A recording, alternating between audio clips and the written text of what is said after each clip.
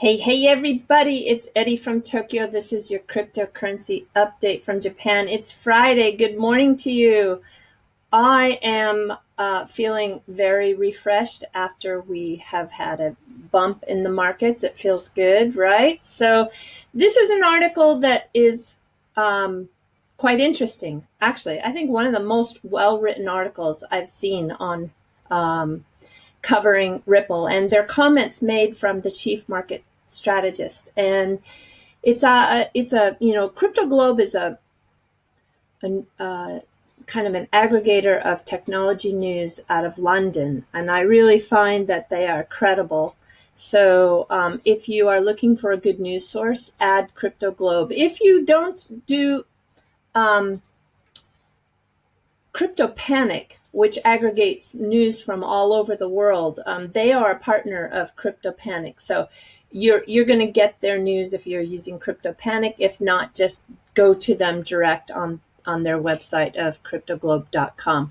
All right, so this is a really great comment that the Ripple Chief Market Strategist said. He said, "Our main competition is called Swift." You know what? It isn't. It is not Swift.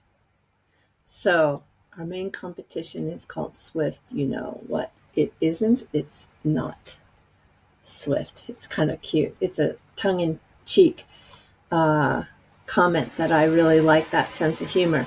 All right, let's take a look at this, because this is, wow, I think it's one of the best articles out there as of late. So Ripple's Chief Marketing Strategist, Cory Johnson, who joined the company on March 9th, 2018, in an interview with Yahoo Finance as part of Yahoo's Finance All Market Summit Crypto on Thursday, which was yesterday, made several interesting comments about Ripple and the company, the XRP token, xCurrent, xRapid, and here we bring you some of the highlights from the wide-ranging interview. Yeah, very good coverage. You know, that's one advantage I think I have in Tokyo, is that this article just broke about an hour ago, and it only had 30 views at the time that I opened it up. I think when I'm in Japan, I'm able to get the news that is breaking on the other side of the world, and everybody who is covering from the West is usually calling it a day and is in bed. So I really feel lucky sometimes to be able to be one of the first people to bring you these stories. So check this out. Ripple, the company, versus XRP, the token. It is endless frustrating to me that people are unable to distinguish the fact that XRP and Ripple are separate things. So, I mean, no one calls ExxonMobil oil. There's oil and there's ExxonMobil. ExxonMobil has a vested interest in seeing that oil is successful, but it doesn't mean that it is the same thing. We are an enterprise software company for financial institutions. And success of Ripple during 2018, yeah, they had the best first quarter the company ever had. They signed more deals and we got more companies into production. We signed all kinds of companies, remittance companies, banks, financial institutions all over the world. Deals coming probably every 6 days instead of every 6 weeks, like a year ago. And yet XRP had the worst quarter we've ever had. So I would argue that they are very much separated. How does Ripple convince banks to sign up? Well, he responds, we are already there. We have products in the marketplace. We have got over 100 financial institutions using our software right now. We have moved over $1 billion across the Ripple network. Wow, very impressive, huh? Our competition is the banking consortium that came together in 1973. It's called Swift. You know what it isn't? It is not Swift. It's cute. It takes 3 to 5 days to move money. It's one-dimensional messaging. It has about a 4% error rate. I didn't know that. You send a message to move money, and then you wait, and maybe you get something back. It's more akin to A homing pigeon. My brother had homing pigeons once, and those homing pigeons can usually find their way back home. That a text message or email. Yeah, but sometimes those pigeons don't come home. The result we hear back are enormously positive. Next question, why does Ripple ecosystem excite the XRP hodlers so much? I think that XRP is in some ways crypto 2.0. Bitcoin may be the Napster of the technology. I don't know if I agree so much with that, where it opened our eyes to the possible or what is possible, but the failings of the technology have become apparent. Yeah, okay. I believe Bitcoin has opened the eyes of what's possible, but remember, I'm a dot-com girl, and I fully remember the Napster situation like it was yesterday, and that was a whole violation of rights issue. So I don't think Bitcoin can be compared to Napster. I don't like that comparison. The creators of XRP looked at the possibilities of Bitcoin and said, wow, this could be awesome, but this could fall on its face. And so they created something that was a 2.0, a solution to a lot of problems for Bitcoin. And they did that before they had the imagination of a use case. Why there is so much FUD around XRP? Because people who understand it and who have made a bet somewhere want to see the other things fail. I think that this is an insight into the human behavior, and I think he might have a point. You know, we become very, you can call it community oriented. It's kind of a form of tribalism. And then he goes on to say, I think that there are Bitcoin maximalists who hate XRP because it's not Bitcoin. Yeah, I don't disagree there. There are some real extreme maximalists that nothing is okay except for Bitcoin. And there are other holders who hate XRP because they hold Ether.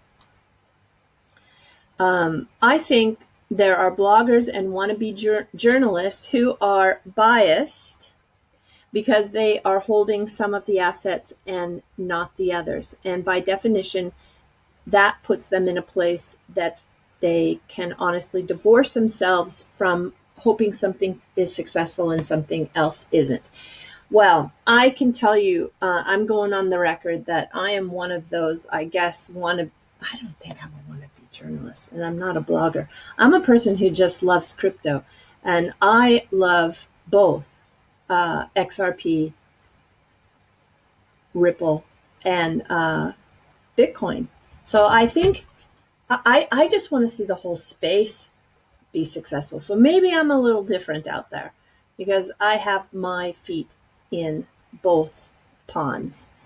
Banks' adoption of Current and xRapid, and the last paragraph, one of the clever things that Ripple did long before I arrived was create some software that, instead of espousing the virtues of anarchy, said that we are creating software for banks and sits behind the bank's firewalls. It's just that the software sits beneath their system and moves things faster and starts to get the banks comfortable with our xCurrent product.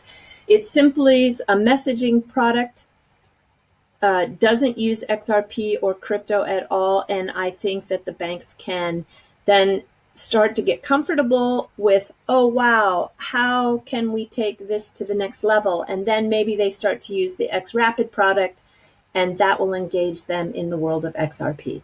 I love this article. This is a great article, and it does make a lot of sense to me. Okay, who wrote this article? That's always what I want to see, who's behind the article. And in this case, it was a gentleman by the name of Samak Masnavi, and he has received his PhD in computer science from the University of London in 1992. He has worked as a research scientist, technical author, software developer, and journalist. My kind of guy. Since 2014, he has been researching cryptocurrencies and other applications of blockchain technology. Yeah, so Crypto Globe, I think you can make it one of your go-to sources. Okay, Japan. Ooh, this is big again. I hate that when that happens. Let me go down. Oh, the wrong way. Here we go. FSHO, which is a quasi-virtual exchange here, virtual exchange, cryptocurrency, virtual cryptocurrency exchange, was declined its registration by the Japanese regulator, which is the FSA. So they had some on-site inspections. They were given a warning, and they have been officially now denied a license. I think this is the second one that officially has been denied. This article says it's the first, but that's not true because HIT BTC last week was also denied. So there are, according to this article and what I have stated before, more than 100 applications for starting a new exchange in Japan. So I think they're going to get very, very picky moving forward. All right, that's okay. That's all right. It is what it is. Okay, this is something that's a little interesting.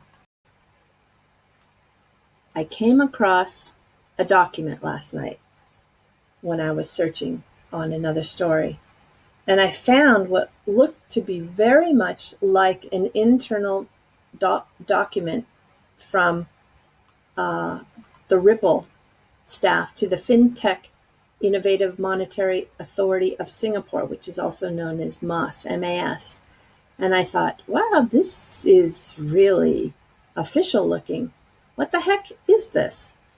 So I went down and I saw that it is questions and some answers that Ripple provided. And it looked like Moss was asking specific questions of Ripple, and Ripple was giving very specific answers back. And I thought to myself, wow, what the heck is this? So it really just was as if I was looking at something I wasn't supposed to be looking at. So I looked at the URL and I saw that the extension had the ripple.com. Okay, that's public. Files. All right, that could be a public extension. And then the ripples _comments _moss _PDF. So I took off the latter part of the URL to see if I could find the portion of the ripple.com website that had the files. And I got a forbidden. So then I immediately thought, this is just a little suspect. Seems as though I'm looking at a document that or that wasn't intended for public viewing. So I went backwards on the research, and I was just going to show you here. I did search on the website. Here's the Monetary Authority of Singapore. So I did a search just to double check that I couldn't find that document on the Ripple website. And no, I could not. And then I went down here to see if the Ripple site had a site map so that I could check to find the Ripple's files portion of their website. No, I couldn't find that. It's interesting they don't have a sitemap on their website. So I had to then go to the MAS website. MAS is official government website. It's the Monetary Authority of Singapore. And the questions were posed by MAS and the answers were given by Ripple. So I thought, well, maybe, I shouldn't share that document because I don't want to get any anybody in trouble for something that was not supposed to be made public. But it's okay. Don't worry, everybody. I found that those same answers are here in a complete list of respondents to consultation papers that were sent out to very, very interesting list, including Western Union and Deutsche Bank. So I found, the Lufthansa, MasterCard Asia, MoneyGram, so many, even Docomo, who's one of the largest cell phone providers here, American Express, the Australia and New Zealand Banking Group, the Association of Cryptocurrency Enterprises and Startups in Singapore. The list is, there's Deutsche Bank, Diners Club, here's Docomo. There's Ripple. So number 28 on the list to provide answers was Ripple. Hong Kong Shanghai Bank, which is HSBC. So I thought, wow, this is kind of amazing to see the inner workings of how the Singapore is maybe creating their policies for the monetary framework. So I then said, okay, I've got Ripple's answers, and I can also see there are some companies like Deutsche Bank and Western Union that didn't specify to keep their answers private or confidential. You can see here when you look at Diners Club, for example, they requested that their comments be kept confidential. But as you can see right above, Deutsche Bank did not. And same with Ripple. So I said, okay, I need to get the questions. I found them. Don't ask me how I found them, but I found them. And the questions were quite detailed. But I want to go down to question number 18. Question number 18. Question 18. So Moss seeks feedback on the inclusion of virtual currency intermediaries under Activity 3. I thought, wow, I want to see the answers for that. So if we go back to, maybe I can go back to the Annex A, sure enough, you can go down and see the answers submitted by everybody who did not request to keep their answers private. So you can check. I don't want to make this video too long, so I will put the links down in the comment section, and you can read the answers that Western Union gave, the answers that Ripple gave, and the answers that Deutsche Bank gave. And the questions are interesting and the answers are interesting. But I think what it shows me is how complicated and careful and detailed and methodical and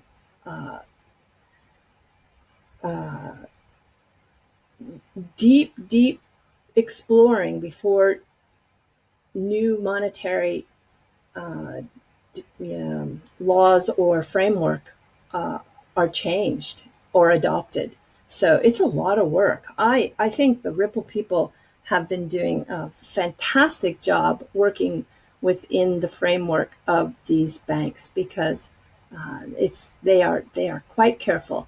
And then there is a summary too that kind of summarizes in a report that was made public for everyone to read based on everyone's contribution of answers. Okay, now I have a fluff story. So if you don't like fluff stories, it's time for you to go. I'll see you later when I have the hardcore news. This is my fluff story, and it's cute. IT Media News, which is a Japanese website, talks about today the opening of a cafe in Osaka, Japan that's called Coins. And they are serving up drinks that are all themed with virtual currencies. And they focus on 12 virtual currencies that you can see here show up in a mounted screen, and it shows the live pricing. And you can chit chat about the cryptocurrency space with people and enjoy one of their fun drinks. Yeah, I think this is really great. Let me just show you what one of the drinks look like.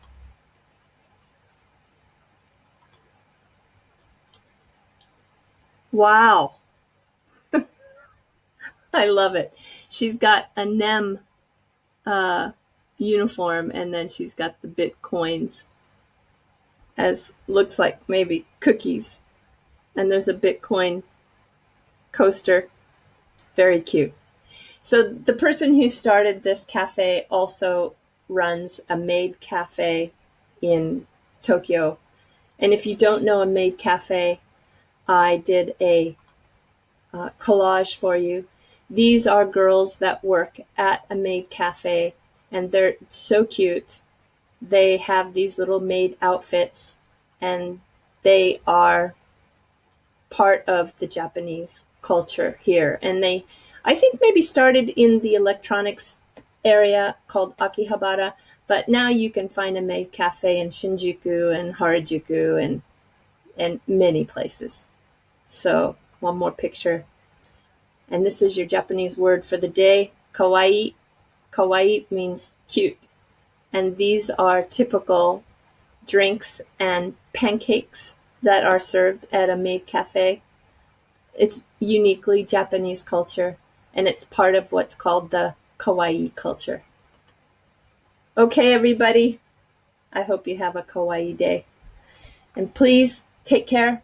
And if something happens, I've got this video done very early this morning. So if something is happening and I think it's worthy of a video, I might have time to do one more today. All right, everybody, take care. And for those of you that did the homework, thank you. That video is coming up soon. All right, have a very nice green day. Have a kawaii day. Sayonara, everybody. Bye-bye.